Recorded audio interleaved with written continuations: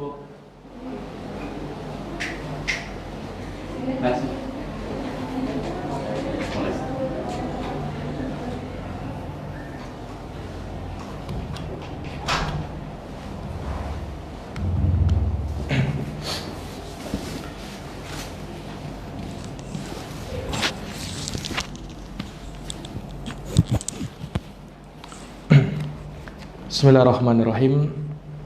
Assalamualaikum warahmatullahi wabarakatuh. Innal hamdalillah nahmaduhu wa nasta'inuhu wa nastaghfiruh wa na'udzu billahi min shururi anfusina wa sayyiati a'malina. May yahdihillahu fala mudhillalah wa may yudlil fala hadiyalah. Asyhadu an la ilaha illallah wahdahu la syarika lah wa asyhadu anna Muhammadan abduhu wa rasuluh. Ya ayyuhalladzina amanu taqullaha haqqa tuqatih wa la tamutunna illa wa antum muslimun. Ya ayyuhan nasu taqu rabbakumul ladzi khalaqakum min nafsin wahidah wa khalaqa minha zawjaha wa batha minhuma rijalan katsiran wa nisaa'a. Wattaqullaha alladzi tasaaluna bihi wal arham innallaha kana 'alaikum raqiba. Ya ayyuhalladzina amanu taqullaha wa qulu qawlan sadida yuslih lakum a'malakum wa yaghfir lakum dhunubakum wa may yuti'illaha wa rasulahu faqad faza fawzan 'azima. Amma ba'd. Fa inna asdaqal hadithi kitabullah wa khairal huda huda nabiyyina Muhammadin sallallahu alaihi wa ala alihi wa sahbihi wa sallam. Wa syarrul umuri muhdatsatuha fa inna kulla muhdatsatin bid'ah wa kulla bid'atin dhalalah wa kulla dhalalatin finnar. Ma'asyiral akhawat, a'azani Allah wa iyyakum. Alhamdulillah, kita bersyukur kepada Allah Subhanahu wa taala atas segala nikmat dan karunia yang telah diberikan kepada kita. Allah Subhanahu wa taala telah banyak mencurahkan rahmat dan kebaikannya, keutamaan serta keberkahannya kepada kita, sehingganya Allah Subhanahu wa taala berkenan mengumpulkan kita di tempat ini, tentunya dalam rangka untuk saling ingat mengingatkan, untuk saling nasihat menasihati di dalam kebaikan. Semoga Allah Subhanahu wa taala menggolongkan kita termasuk dari mereka yang disebut oleh Rasulullah sallallahu alaihi wasallam di dalam hadits qudsi, di mana Allah Subhanahu wa taala berfirman, wajabat mahabbati lil mutazawirina fiyya wal mutahabbina fiyya wal mutajalisina fiyya. Telah wajib kecintaanku kepada mereka yang saling cinta mencintai karena aku, yang saling ziarah menziarahi karena aku, dan juga saling bermajelis karena aku. Maka bermajelis seperti ini akan mendatangkan cinta Allah Subhanahu wa taala kepada hamba. Dan tentu saja kita sangat ingin agar Allah Subhanahu wa taala mencintai kita, sehingganya Allah Subhanahu wa taala senantiasa memberikan pertolongan dan pembelaannya kepada kita. Ayyuhal akhwat wal ummahat, a'azani Allah wa iyyakum. Salah satu nikmat yang terbesar yang Allah Subhanahu wa taala anugerahkan kepada seorang hamba adalah nikmat ketika ia berada di atas suatu agama yang hak, agama yang benar. Itulah agama Islam, agama yang akan mengantarkan keselamatan untuk hamba di dunia dan di akhirat. Tidak ada keselamatan kecuali di dalam Islam. Allah Subhanahu wa taala menyebutkan di dalam Al-Qur'an, wa may yabtaghi ghairal islami dinan falan yuqbala min wa huwa fil akhirati minal khasirin. Barang siapa yang mencari agama di luar daripada Islam, maka sekali-kali tidak akan diterima darinya, dan ia di akhirat termasuk dari orang-orang yang merugi. Ayyuhal akhwat, a'azani Allah wa iyyakum. Pada kesempatan yang baik ini, materi yang akan kami sampaikan insyaallah ta'ala adalah hak sesama muslim dan muslimah. Dan ini adalah bahagian dari akhlak seorang muslim atas muslim yang lainnya, atau seorang muslimah atas muslimah yang lainnya, di mana kita mengetahui bersama bahwasanya orang-orang yang beriman mereka adalah bersaudara. Innamal mu'minuna ikhwatun. Sesungguhnya orang-orang yang beriman itu bersaudara, dan mereka dipersaudarakan di atas iman dan Islam, dan mereka dipersatukan oleh Allah Subhanahu wa ta'ala dengan akidah, dengan manhaj, dan dengan akhlakul karimah. Maka seorang muslim perhiasannya adalah akhlakul karimah. Hendaknya dia berakhlak, entah itu akhlak dia kepada Allah, akhlak dia kepada Rasulullah, dan akhlak dia kepada sesama kaum muslimin yang lainnya. Nah, maka di sana ada satu hadis. Yang hadis ini diriwayatkan oleh Imam Muslim di dalam kitab sahihnya dari sahabat yang mulia Abu Hurairah radhiyallahu taala anhu, Abdurrahman bin Sakhar ad-Dausi, di mana di dalam hadis ini Rasulullah menyebutkan hak seorang muslim atas muslim yang lainnya, termasuk di dalamnya muslimah. Rasulullah sallallahu alaihi wasallam bersabda, haqqul muslim 'alal muslim sittun. Hak seorang muslim atas muslim yang lainnya ada 6. Idza laqitahu fasallim alaih. Yang pertama, apabila engkau berjumpa dengannya, maka ucapkan salam kepadanya. Wa idza da'aka fa'ajibhu. Yang kedua, kalau dia mengundangmu, maka penuhilah undangannya. Yang ketiga, wa idza stansahaka fansah lahu. Apabila dia minta nasihat kepadamu, maka berikan nasihat kepadanya. Yang keempat, wa idza atasa fahamidallah fashammidhu. Apabila dia bersin kemudian mengucapkan alhamdulillah, maka jawablah dengan yarhamukallah, doakan dia. Kemudian yang kelima, wa idza marida fa'udhu. Kalau dia sakit, maka besuklah dia, tengoklah dia. Dan yang terakhir, yang keenam, wa idza mata fatba'hu. Kalau dia meninggal, maka iringilah jenazahnya. Maka ini 6 hak seorang muslim atas muslim yang lainnya. Rasulullah sallallahu alaihi wasallam menyebutkan 6 ini bukan artinya pembatasan. Hanya 6 ini saja hak seorang muslim atas muslim yang lainnya. Karena di sana masih banyak hak-hak yang lain yang tidak disebutkan oleh Nabi di dalam hadits ini, tetapi disebutkan di dalam hadits-hadits yang lainnya.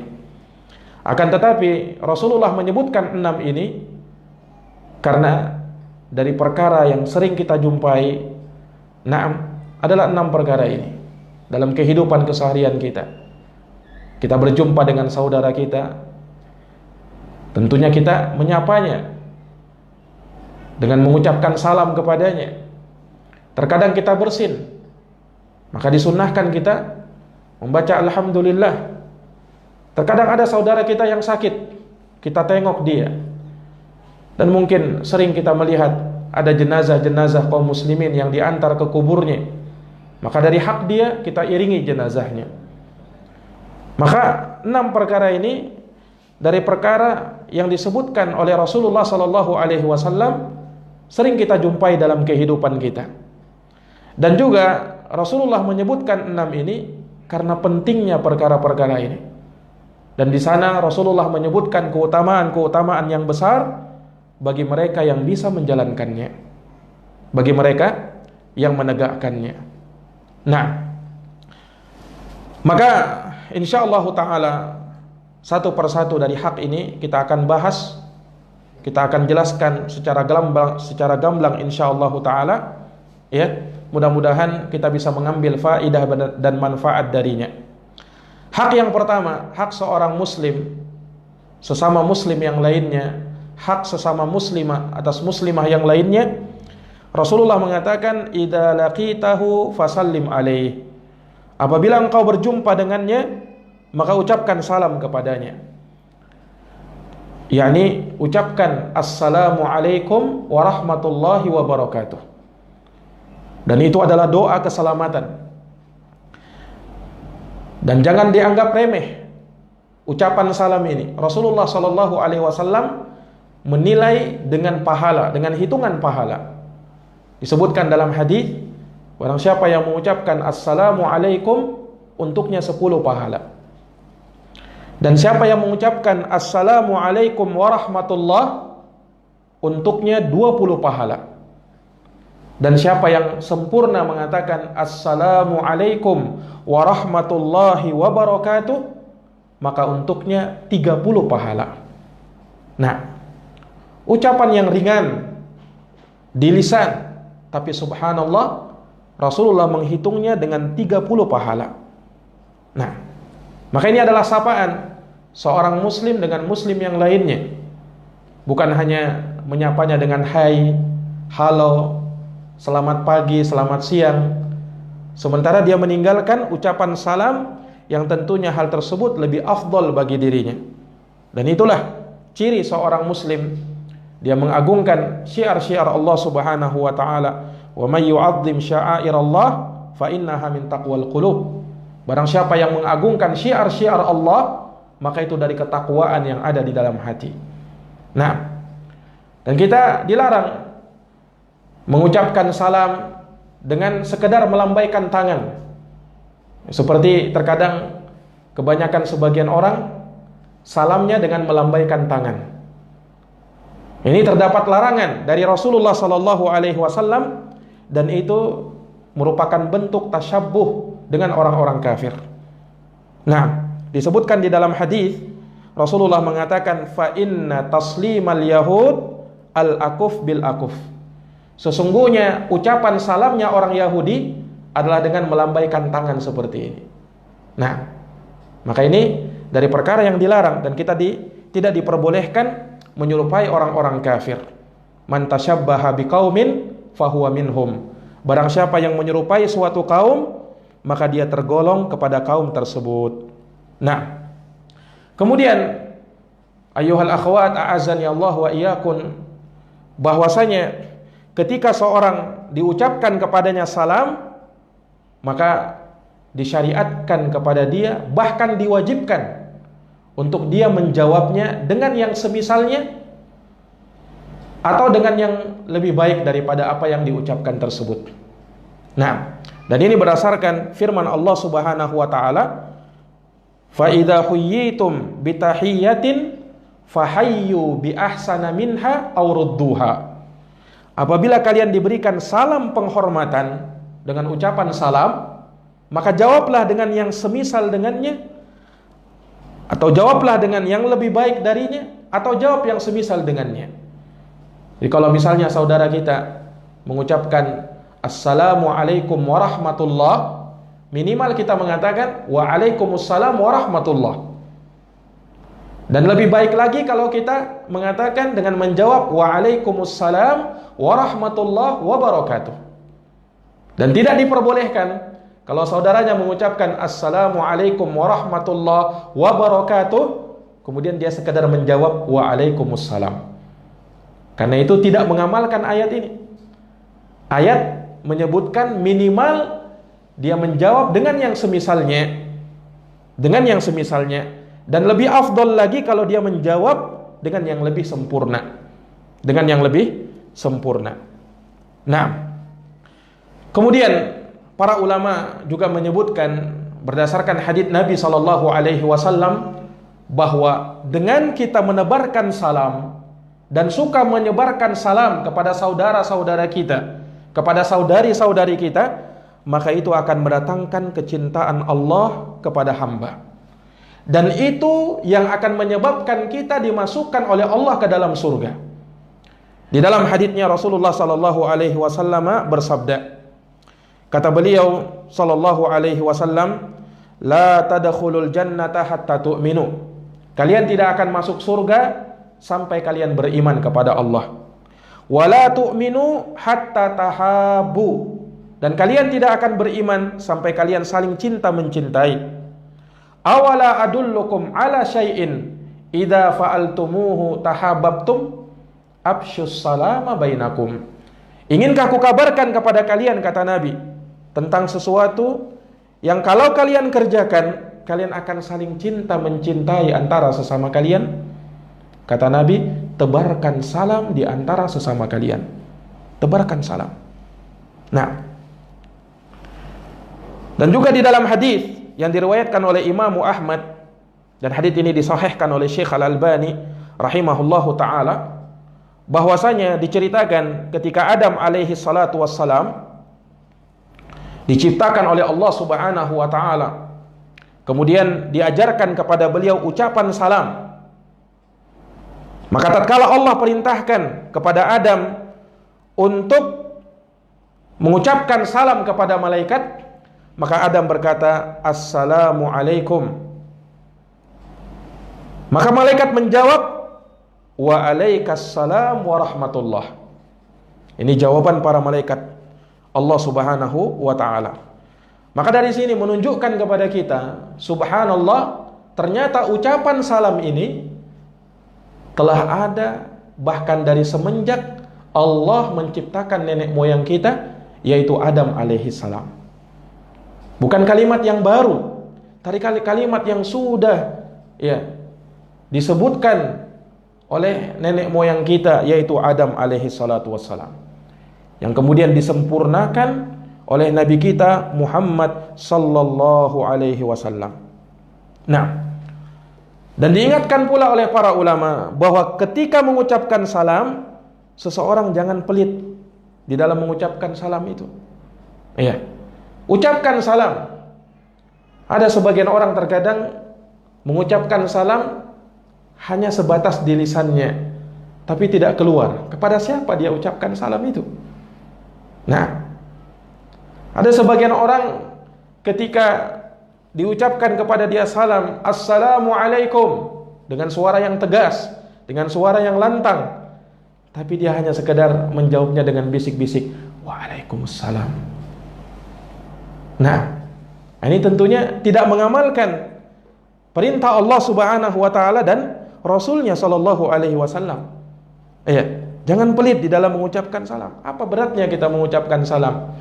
Yang dengan hal tersebut kita mendapatkan pahala di sisi Allah Subhanahu wa taala. Nah, kemudian ikhwani fid din wa akhwati fillah, a'azani Allah wa iyyakum. Rasulullah sallallahu alaihi wasallam juga menyebutkan bahwa di antara ciri Islam yang baik yang ada pada diri seseorang adalah manakala dia suka menebarkan salam. Rasulullah pernah ditanya, "Ya Rasulullah, ayyul islamil khair?" Ya Rasulullah, Islam mana yang terbaik? Nabi ditanya seperti itu. Maka Rasulullah mengatakan, "Tut'imut ta'am wa tuqri'us salam ala man arafta wa man lam ta'rif." Islam yang terbaik adalah engkau memberikan makan kepada fakir miskin, dan engkau mengucapkan salam baik kepada mereka yang kau kenal atau mereka yang tidak kau kenal.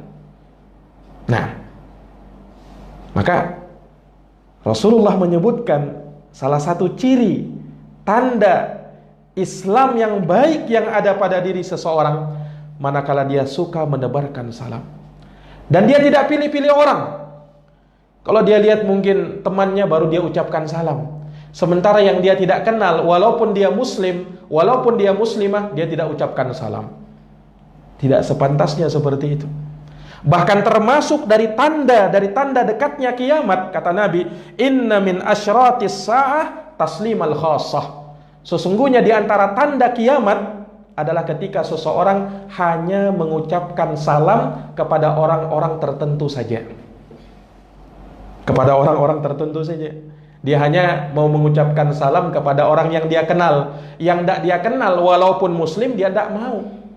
Nah, ini tanda kiamat kata Nabi Sallallahu Alaihi Wasallam. Harusnya kita mengucapkan salam kepada siapa saja, sepanjang dia muslim, sepanjang dia muslimah, maka dia punya hak untuk hal tersebut. Kita berikan salam kepada dia. Ini para jamaah sekalian yang dirahmati oleh Allah Subhanahu wa taala. Walaupun mengucapkan salam itu hukumnya sunnah memang. Tapi ingat, menjawab salam itu hukumnya wajib. Mengucapkan salam, dahulu mengucapkan salam, Assalamualaikum, itu hukumnya sunnah. Tapi menjawabnya hukumnya wajib. Hukumnya adalah wajib. Iya. Dan saking pentingnya perkara ini, Rasulullah mengajarkan adab-adab seperti itu. Di dalam mengucapkan salam, Rasulullah mengatakan liyusallimas saghir 'alal kabir warraqib 'alal mashi wal mashi 'alal qa'id wa aulahum man bada'a bis salam. Kata Nabi sallallahu alaihi wasallam, ya, hendaknya salam itu diucapkan dari orang yang muda kepada yang lebih tua, kepada orang yang berkendaraan kepada orang yang berjalan kaki, dari orang yang berjalan kaki kepada orang yang duduk. Nah, dan Nabi mengatakan, dan yang paling utama dari mereka adalah siapa yang lebih dahulu memulai salam. Memang adabnya seperti itu. Anak-anak mengucapkan salam kepada yang lebih tua daripada dia. Yang lebih muda mengucapkan salam yang lebih tua. Yang berkendaraan, dia yang lebih dahulu mengucapkan salam kepada pejalan kaki. Yang pejalan kaki, adabnya dia yang lebih dahulu mengucapkan salam kepada orang yang duduk. Tapi ingat, yang paling utama dari mereka adalah yang lebih dahulu mengucapkan salam. Nah, maka ini menunjukkan kepada kita para hadirin yang dirahmati oleh Allah Subhanahu wa taala, anjuran untuk kita menebarkan salam, anjuran untuk kita betul-betul memperhatikan perkara ini, dan ini adalah hak seorang muslim atas muslim yang lainnya. Nah, dan dari perkara yang terkadang kita jumpai di tengah masyarakat kita, terkadang ucapan salam ini tidak diucapkan dengan sempurna. Dan ini terkadang kita dapati dalam tulisan-tulisan terkadang. Sebagian orang menulis salam itu Assalamualaikum WRWB, disingkat. Ini kata para ulama tidak sepantasnya menyingkat kalimat doa seperti itu. Ada lagi yang lebih parah, ASS titik-titik. Nah, apa itu artinya? Ya, kalau misalnya kita mau ringkas, ya minimal kita ucapkan Assalamualaikum, tulis dengan sempurna. Ya.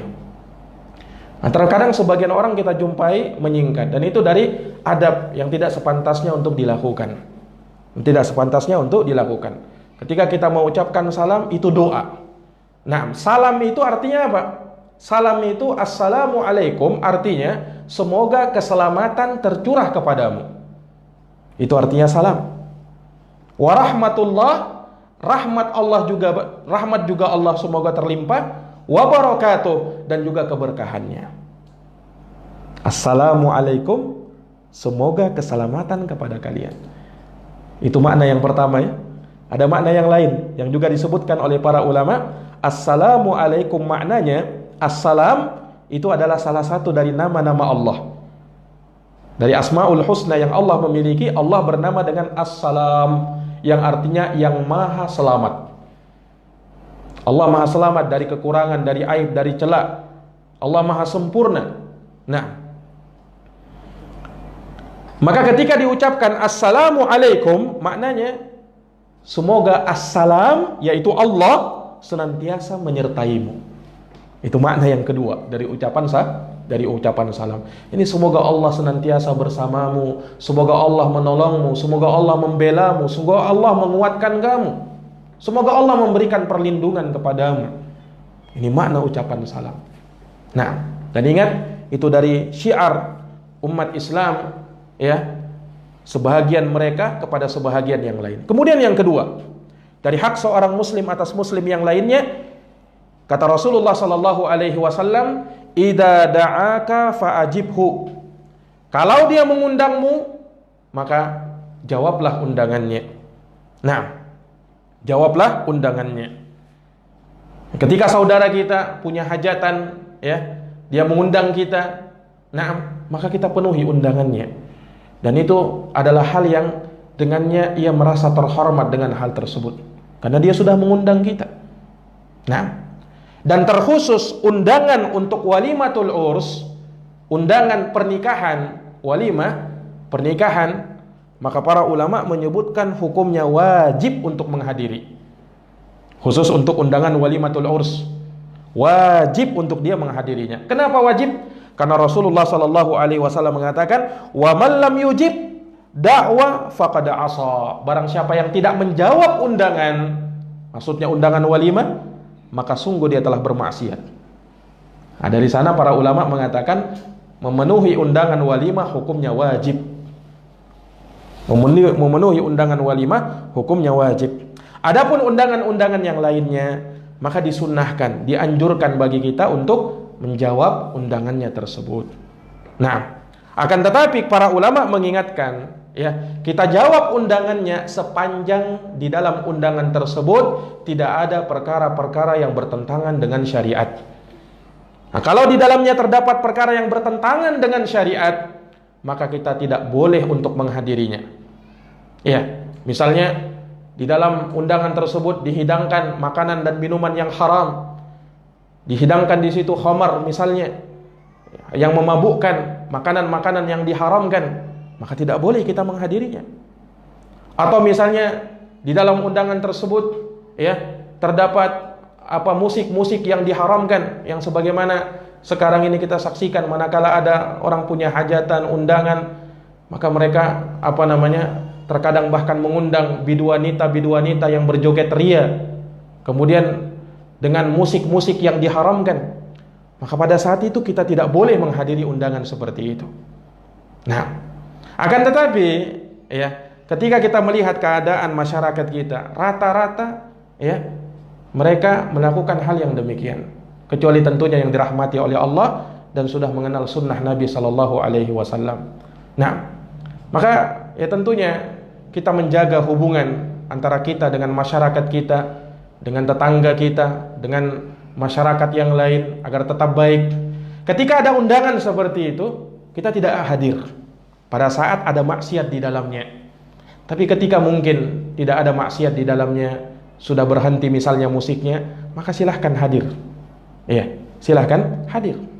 Nah, atau misalnya kalau tidak memungkinkan, ya mungkin dia bisa membawakan keesokan harinya dia datang ke rumahnya, walaupun sudah selesai, tapi jangan lupa kadonya. Iya, jangan lupa kadonya. Nah, supaya orang yang tetangga kita atau teman kita yang mengundang tersebut, dia pun bisa memahami keadaan kita. Kalau kita sulit menjelaskan kepada saudara kita tersebut tentang hakikat yang sebenarnya, kalau kita mampu menjelaskannya, jelaskan kepada dia bahwasanya di dalam undanganmu itu ada perkara-perkara yang bertentangan dengan syariat. Tidaklah saya tidak menghadirinya kecuali gara-gara hal tersebut. Jelaskan. Nah, alhamdulillah kalau dia bisa menerimanya. Iya. Tapi kalau tidak, maka lakukan hal-hal pendekatan-pendekatan yang lain. Yang jelas, kita juga berupaya agar hubungan antara kita dengan sesama masyarakat yang lain juga bisa terjaga. Juga bisa terjaga. Tentunya dengan kita tidak terjun ke dalam maksiat, akan tetapi ya hal-hal yang lain yang mungkin bisa diperbaiki, kita perbaiki. Nah, ini terkadang sulitnya kita hidup di tengah masyarakat yang terkadang jauh dari sunnah Nabi Sallallahu Alaihi Wasallam. Terkadang mungkin kita tidak bisa betul-betul menjauhinya secara maksimal. Namun kita lihat hal yang lebih mendekati, hal yang lebih ringan, meminimalisir keadaan, dan seterusnya. Semoga Allah Subhanahu wa taala senantiasa memberikan hidayah dan taufik kepada kaum muslimin. Kemudian yang ketiga, dari hak seorang muslim atas muslim yang lainnya, seorang muslimah atas muslimah yang lainnya, kata Nabi sallallahu alaihi wasallam, wa idzastansahaka fansah lahu. Apabila dia minta nasihat kepadamu, maka nasihati dia. Ada orang datang kepada kita minta nasihat, maka dari hak dia kita berikan nasihat kepada dia. Jangan berkata, kamu jangan minta nasihat kepada saya ini juga butuh dinasehati. Ya, saya ini juga masih banyak kekurangan. Sudah, tidak usah minta nasihat sama saya. Jangan seperti itu. Ya, ada orang mau baik, pengen, dia lihat mungkin anti, ya, adalah orang yang dilihat ada kebaikan padanya. Nah, minta nasihat walaupun kita merasa belum pantas untuk memberikan nasihat, tapi apa sulitnya kalau misalnya kita katakan kepadanya, saya nasihatkan kamu untuk bertakwa kepada Allah. Itu nasihat. Karena nasihat itu tidak harus orang yang menasihati harus jadi ustadz dulu baru dia bisa menasihati. Tidak harus seperti itu. Iya. Karena kata Nabi SAW, "Ballighu anni walau ayat." Sampaikan dariku walaupun satu ayat. Apa yang kita ketahui, apa yang kita ilmui, sampaikan. Iya. Asal jangan mengada-ada tentu saja. Apa yang kita ketahui, apa yang sudah kita ilmui, yang telah jelas dalilnya bersama kita, maka sampaikan hal tersebut. Nah, dan ingat, agama kita dibangun di atas nasihat. Rasulullah mengatakan ad-dinun nasiha, agama itu nasihat. Dalam sebagian riwayat Nabi mengulangnya sampai 3 kali. Ad-dinun nasiha, ad-dinun nasiha, ad-dinun nasiha. Agama itu nasihat, agama itu nasihat, agama itu nasihat. Menunjukkan betapa agama ini adalah dibangun di atas nasihat. Kita saling menasihati sesama kaum muslimin. Ada kekeliruan kita luruskan, jangan didiamkan. Iya. Sebagai hak saudara kita, ya, hak sesama muslim, ketika ia jatuh dalam kesalahan, minimal kita mengingatkan dia. Ya. Sebab ketika ada kemungkaran terjadi di hadapan kedua mata kita mampu merubahnya, tapi kita tidak rubah, dikhawatirkan ketika Allah menurunkan bencana, Allah menurunkan malapetaka, musibah, semuanya rata dikenakan oleh Allah Subhanahu wa taala. Nabi pernah bersabda di dalam haditsnya, "Ma min qaumin yu'malu baina dhahari 'ainaihi bil ma'asi wa hum qadiruna 'ala an yughayyiruha thumma lam yughayyiruha illa yushaqu ay ummahumullahu biiqabin min."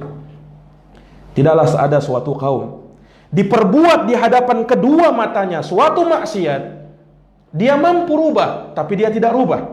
Dikhawatirkan kata Nabi, ketika Allah turunkan musibah, semuanya kena. Kenapa? Karena yang tidak berbuat tidak mau mencegah orang dari perbuatan maksiatnya, diam saja dia. Nah, orang yang diam dari kesalahan itu kata Nabi SAW, syaitanun akhras, setan yang bisu. Setan yang bisu, diam dari kebenaran. Nah, tidak sepantasnya seperti itu.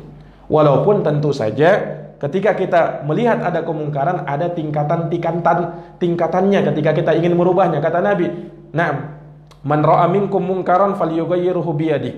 Kalau kalian lihat kemungkaran rubah dengan tanganmu. Fa illam yastati' fa bilisani. Kalau tidak mampu dengan lisanmu. Fa illam yastati' fa biqalbi. Kalau tidak mampu minimal dengan hati. Wa dzalika adhaful iman, dan itulah selemah-lemahnya keimanan. Hati. Kalau misalnya kita melihat kemungkaran, hati kita tenang saja dengan hal tersebut, maka ini ya seakan-akan dia ridho dengan hal tersebut. Harusnya ada pengingkaran di dalam hati. Kita melihat ada kemungkaran, ada musik-musik yang dibunyikan haram. Kemudian kita merasa tenang saja, tidak ada pengingkaran di dalam hati. Jangan seperti itu. Ini dari bentuk amar ma'ruf nahi mungkar yang dengannya tegak agama kita. Hak seorang muslim atas muslim yang lainnya, kalau dia minta nasihat, maka nasihati dia. Kemudian yang keempat, wa idza atasa fahamidallah fashammithu. Kalau dia bersin kemudian mengucapkan alhamdulillah, maka doakan dia. Doakan dia. Dia bersin haji, alhamdulillah. Maka yang mendengarnya wajib mendoakannya. Kata para ulama, hukumnya wajib. Apa doanya? Yarhamukallah. Itu kalau yang bersin laki-laki. Kalau perempuan, yarhamukillah. Pakai domir ki dia. Ini. Jadi hukumnya wajib menjawab tersebut. Karena Nabi perintahkan fa'ajibhu. Ya. Doakan dia, fashammithu. Ya. Doakan dia, kata Nabi SAW. Perintah dari Nabi. Dan dari adab juga, ketika orang yang bersin didoakan seperti itu, maka dia balas. Mengatakan apa? Yahdikumullah wa yuslih balakum. Semoga Allah memberikan hidayah kepadamu dan memperbaiki keadaanmu. Betapa indahnya jika adab-adab yang seperti ini diterapkan. Ada yang bersin, alhamdulillah. Jawab, yarhamukallah. Yang bersin kemudian kembali membalasnya, yahdikumullah wa yuslih balakum. Betapa indahnya saling mendoakan antara sesama muslim dengan muslim yang lainnya. Dan ini adalah kemuliaan dan bagian dari agama kita. Nah, ini kalau dia bersin mengucapkan alhamdulillah. Nah, kalau misalnya dia bersin tidak mengucapin alhamdulillah, jangan dijawab, jangan didoakan. Karena ketika dia tidak mengucapkan alhamdulillah, maka dia tidak berhak untuk doa tersebut. Yang berhak untuk doa itu kalau dia mengucapin alhamdulillah tatkala bersin. Tatkala bersin.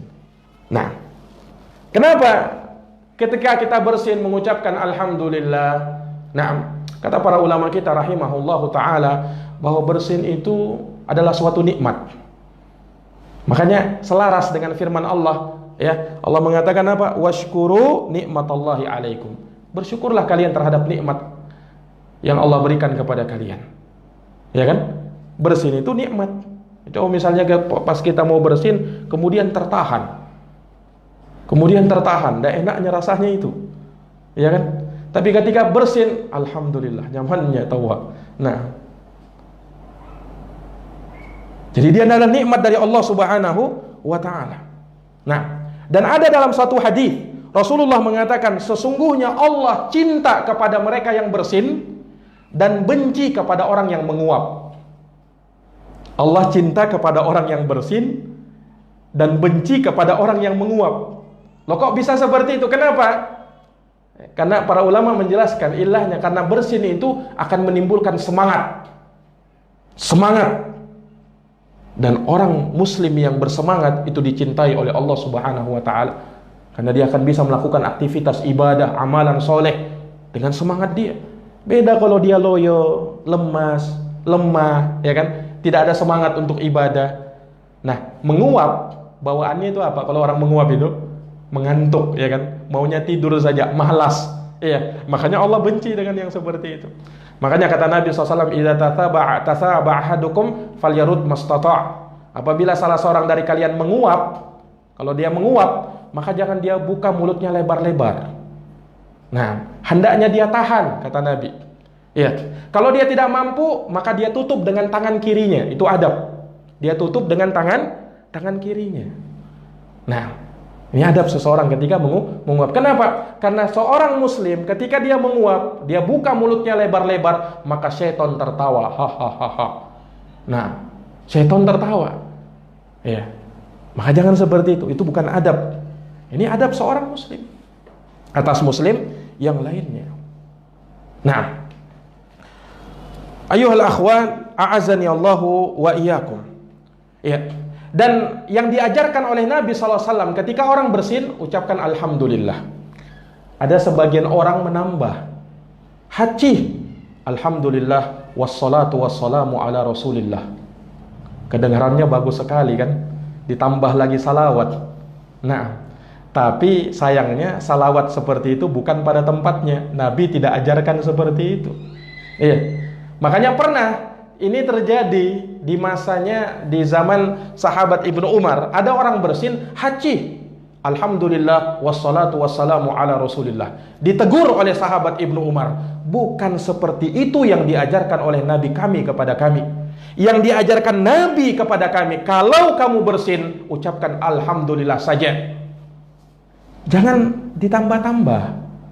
Nah, apa salahnya mengucapkan salam? Tidak salah, sholawatnya tidak salah, tapi bukan tempatnya di situ.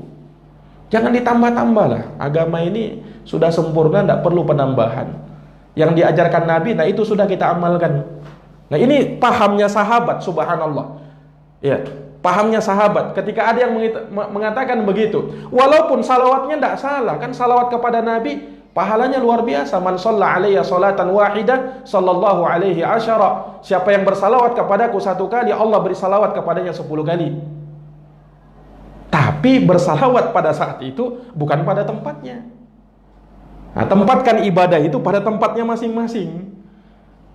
Karena sifatnya ibadah itu tauqifiyah, dzikir itu tauqifiyah. Kita ikut kepada dalil apa yang diajarkan sama Nabi. Ini ditambah-tambah. Kenapa tidak sekalian baca Al-Fatihah juga di situ? Ya kan? Supaya tambah lengkap. Nah, ini para jamaah sekalian yang dirahmati oleh Allah Subhanahu wa ta'ala. Taib. Maka ini dari hak seorang muslim atas muslim yang lainnya. Ada pertanyaan, bagaimana Ustadz kalau yang ngucapin alhamdulillah ini ternyata bukan muslim, orang kafir?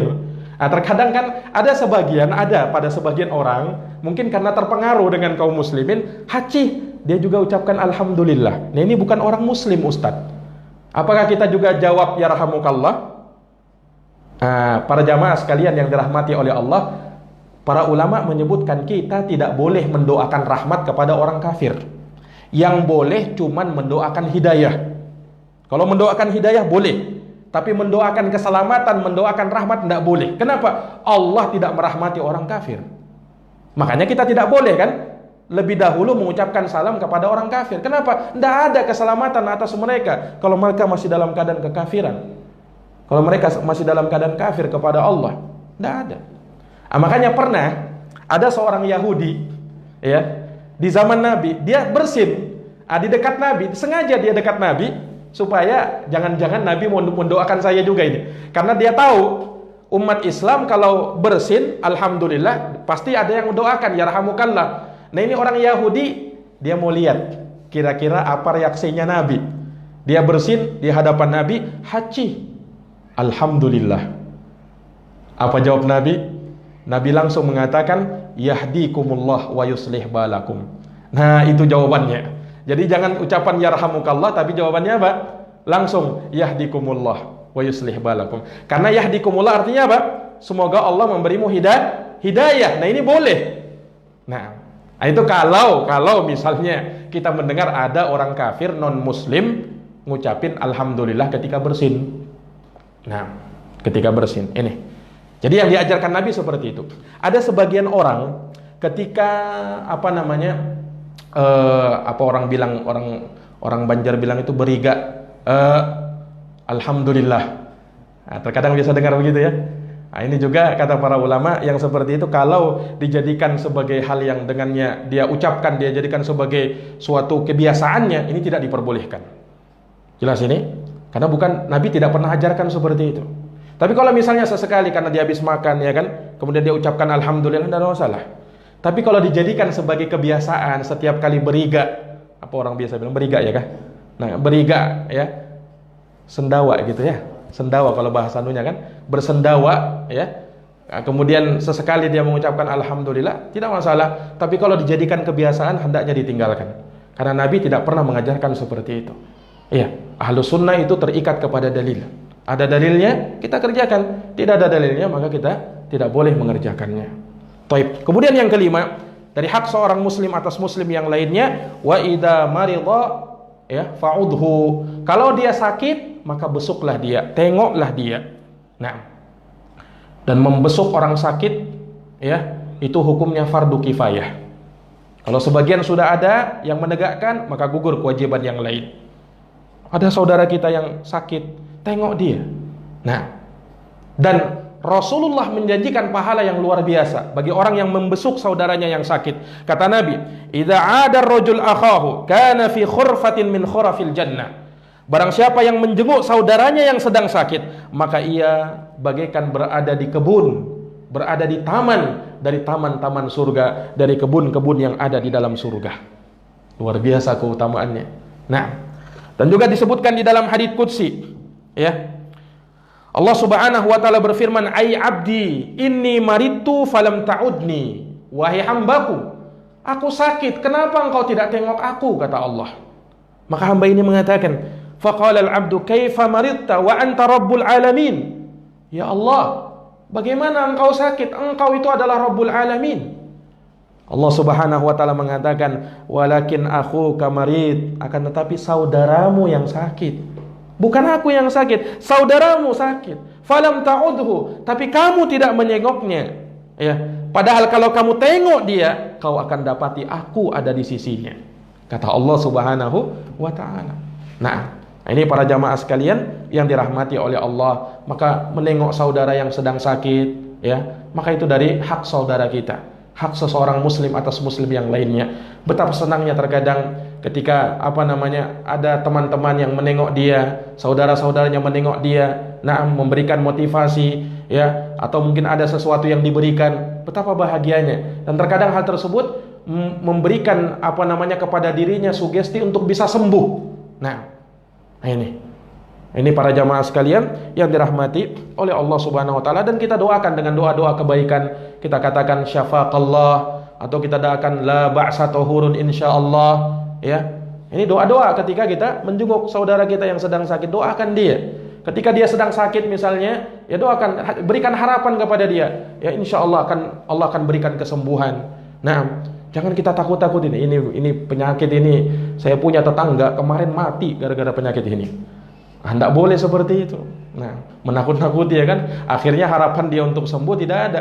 Walaupun terkadang kita melihat ini orang sakitnya luar biasa, ya, tapi sebagai bentuk motivasi kepada dia, berikan kata-kata yang dengannya dia ada keinginan untuk bisa sembuh, ada semangatnya. Dan kita diperintahkan oleh Allah dan Rasulnya Shallallahu Alaihi Wasallam, ya, untuk memberikan kabar gembira kepada orang-orang yang beriman. Dan yang terakhir jamaah sekalian, ya, hak yang keenam, hak seorang muslim atas muslim yang lainnya, wa idza mata fatsba'hu. Kalau dia meninggal, maka tidak ada lagi yang bisa kita berikan selain kita mengiringi jenazahnya. Mengiringi jenazahnya. Dan jangan dikira mengiringi jenazah, mengurus jenazah pahalanya sangat besar.